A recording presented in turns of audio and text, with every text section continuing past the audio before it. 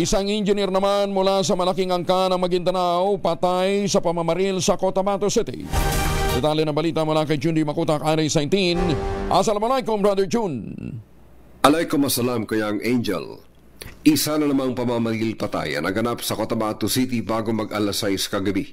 Ang bagong biktima, isang engineer na kinilalang si Israel Abbas Angas, 29 years old.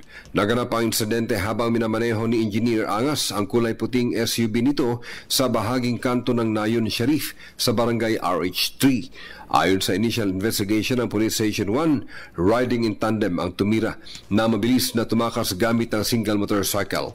Natagpuan sa ambush site ang nagkalat na 14 na empty shells na tinatayang tumama lahat sa iba't ibang parte ng sasakyan dahilan na tamaan din ng biktima at dead on arrival ito sa paggamutan. Sa isang kuha ng CCTV cam sa lugar kung saan nakapture ang actual na pagpapaulan ng bala ng riding in tandem sa sasakyan ng biktima, mapapansin kasunod ng sasakyan ni Engineer Angas ay dumaan din ang isa ding kahalintulad na puting Fortuner.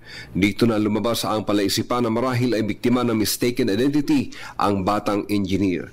Sinikap ng CCPO na mahuli ang gunman, sabalit bigo ang mga ito na maabutan at malocate ang kinaroroonan ng dalawang kataong sakay ng iisang motorsiklo.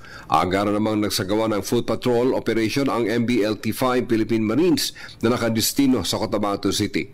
Sa nakalipas sa mga linggo, sunod-sunod ang pamamaril patay sa Cotabato City, Maguindanao del Sur at Maguindanao del Norte, ganoon din sa iba pang area of concern ng PROBAR.